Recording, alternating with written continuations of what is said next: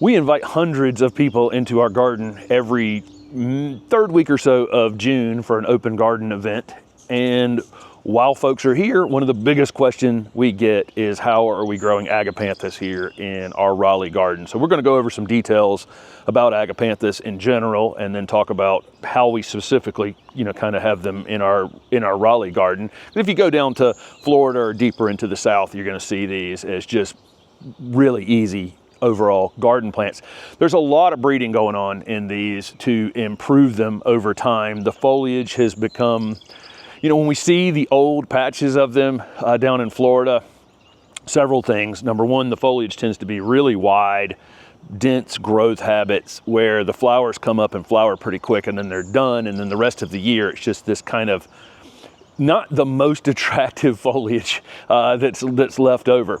In the new breeding, we have these varieties that just continue to bloom continuously during the season. The Ever series being a big part of that. We're going to talk about some of the Ever series ones in this video.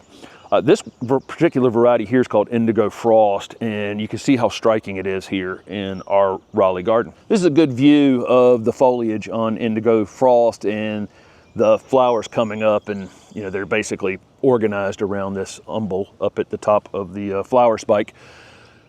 The hardiness on these, there are zone 6 hardy Agapanthus, and that's going to depend on whether, these are South African plants, and during the winter months in the areas that they're native to, it gets very dry. So the dry winter period, there are some Agapanthus that go to sleep that are deciduous. They lose the foliage dies back to the ground just to conserve energy during the winter. Those tend to be more cold hardy, and so you can, if you're in zone 6 or 7 and you want to grow an Agapanthus, you can look for ones from those particular lines of breeding.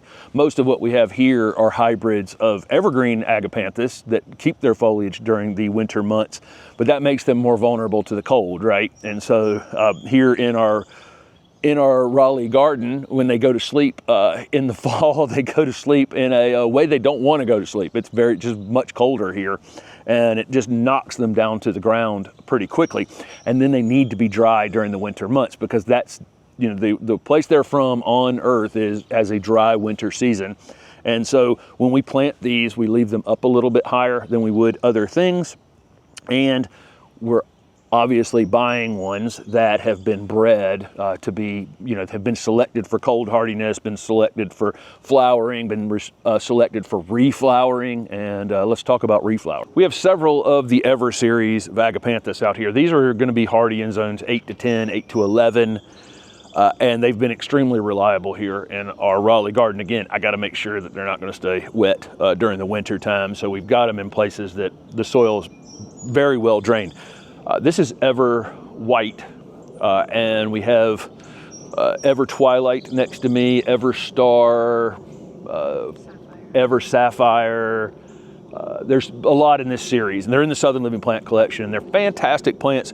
This is the second round of flowers on this Ever White. That's the interesting part of this, is this came up flowered, and we cut the flower spikes back because they try to form a seed up here in the top after that flower spike is done. And so I don't want it putting its energy into that, so we cut them down into the plant, and then boom, we got 4 new scapes coming up above the plant already, and it'll be back in full bloom. If you go over here to the right stuff real quick, before the bees are just arriving this morning, so I want to make sure you see, this bee working these flowers. They're kind of funny on the Agapanthus, because a lot of these generalist pollinators like these native bees, they'll a lot of times drill a hole into the back of the flower, but these they actually crawl into, and so you just see their little bottoms hanging out the bottom of the flowers, which is pretty entertaining on the Agapanthus, really. Again, these are hardy in zone 8 to 11. All the foliage, I think Ever White is probably slightly more vigorous overall. When this particular one comes back next year, the plant tends to get more like a foot and a half tall, where Ever Sapphire has a kind of a slightly thinner foliage on it. This is the second round on this one, and they're starting to fade right now, and we'll cut these back into the plant and we'll get another round on them. So this is the big change in the breeding on these is that we get repeat flowering. And so again, when we see them, you know, old ones in the ground, I'm always like, is it worth having something that really it just embeds itself into the ground and becomes this big thing with this big giant strappy foliage and it only blooms for a short period of time? Well, yes, it absolutely is if it continues blooming all season long. Most of our Agapanthus, except for a couple in the back garden that we'll go and look at in just a minute, are planted out here at the street in what is a tough situation. The asphalt's here, it's dry here. We haven't done as much amending of the soil here, but it does sit up and dries out. So these stay on the dry side during the winter time, but it gets absolutely blasted by the sun. This plant, this is Ever Midnight, which is the darkest of the flowers. The darkest of the flowers on here, as you can see. I mean, it's really, the buds are almost black and then they open to this really, really dark purple. This one's in the sun probably 12 hours, something like that. And that's gonna be fine in zone 8 where we are. By the time you get down to zone 10 or 11, they might appreciate a little bit of afternoon shade.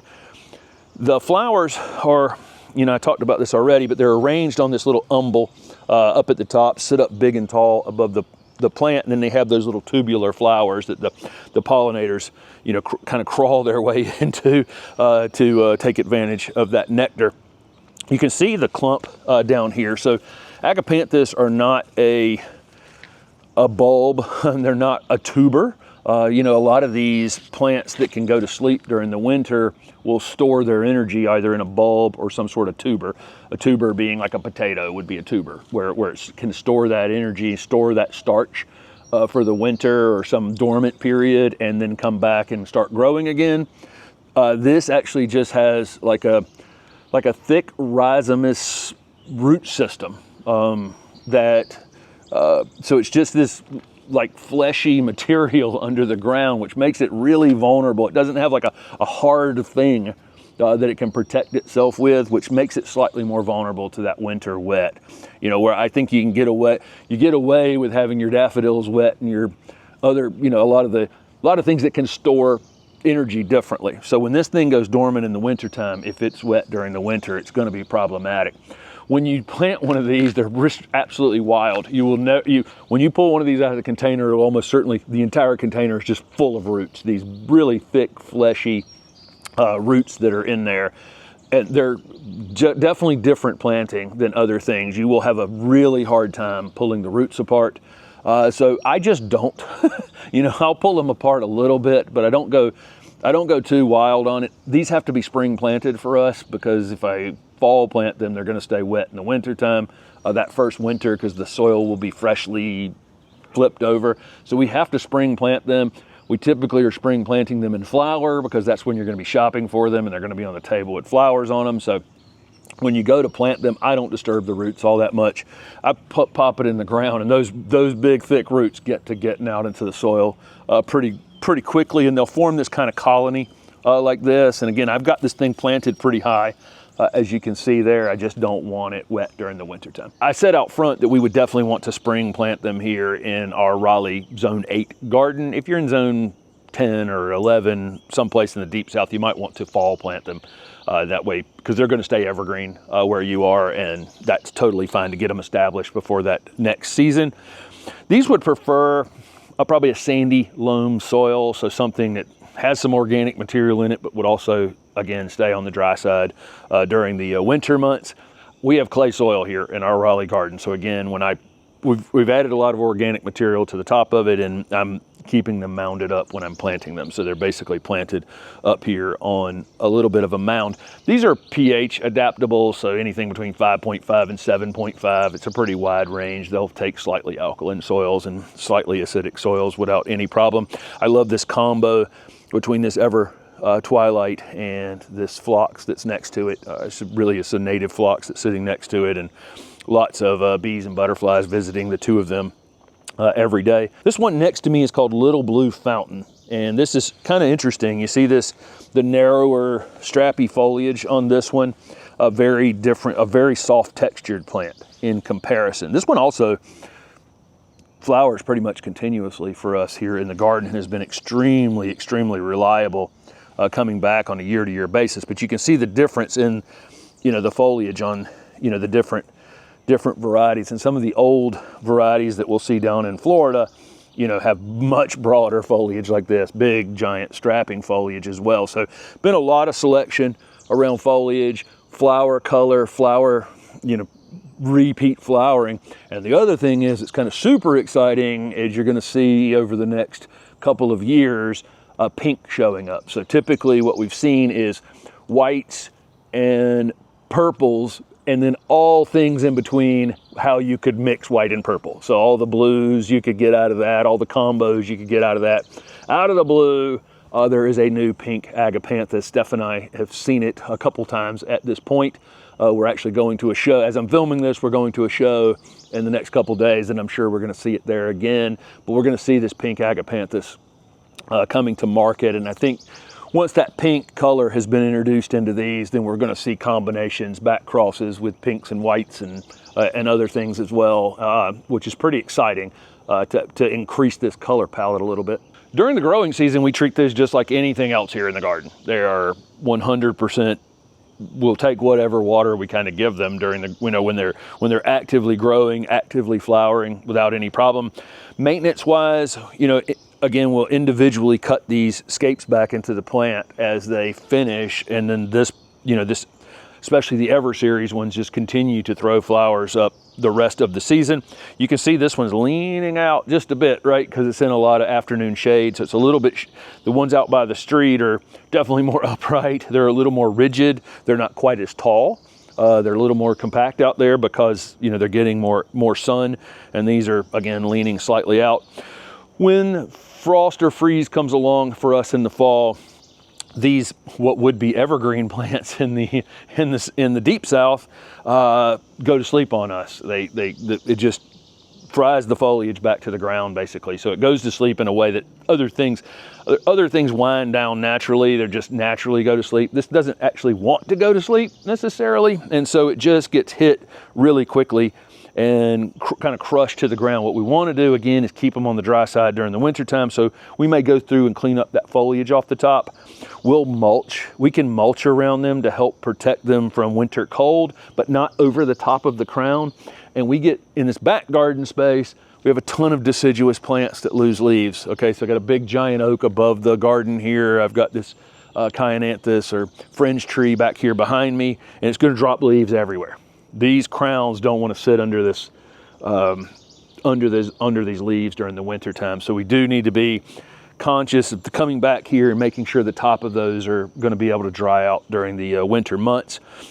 We fertilize this entire garden in the early spring, and there's lots of organic material out here. I think a lot of times you're going to look plants up and it's going to say it's a heavy feeder, so, you know, give it a lot of fertilizer. We just haven't needed to do that here in this Raleigh garden. They look good. The foliage looks good. It's not showing any signs of issues, and so I'm not going to do anything. I don't give it any additional fertilizer during the summertime.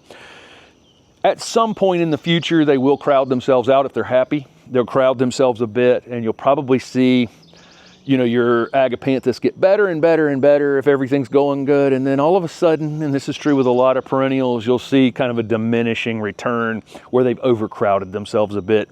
They don't need to be divided very often, but they do at some point probably need to be divided. This is a plant that can anchor itself in the ground a little bit better than other things. And so it is a little bit more difficult to divide them. And what I'll actually do on something like this clump of this Ever Twilight, where it's got, this one is not crowded. I can still see the ground through the foliage a bit, but if it did become too crowded, sometimes I'll take my shovel and just go right through the middle of this while it's still in the ground and cut it in the ground like that, and then dig up that one portion to the side, but ultimately leave the piece in the ground that I was going to keep in the ground. Rather than try to dig this whole thing and divide it and then put it back into the ground, I'll just leave that one part undisturbed that I'm leaving in place and cut the other part off, if that makes any sense. Just take your shovel and cut straight down right through the middle of it and take that piece and move it. Questions we get on the channel frequently might be, why is my Agapanthus not flowering?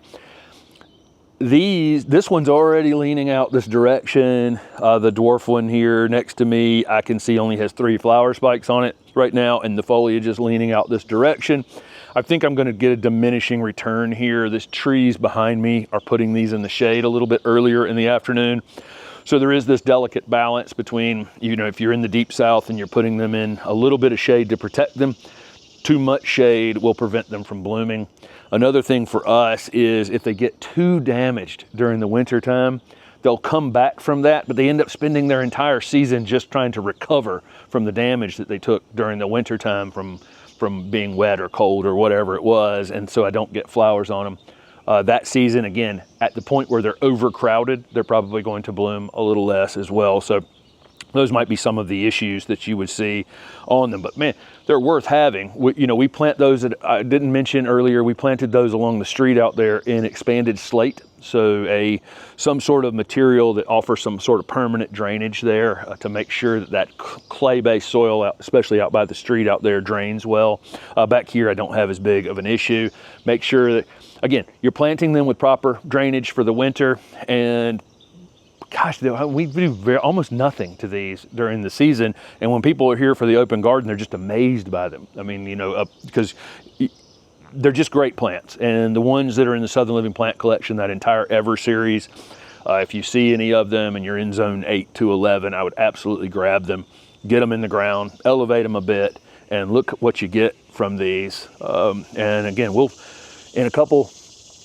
maybe another week, we'll cut all of these down to the ground, and we're going to get another round. After that, maybe 2 more rounds before the summer's over. Thank you guys so much for following along with the channel.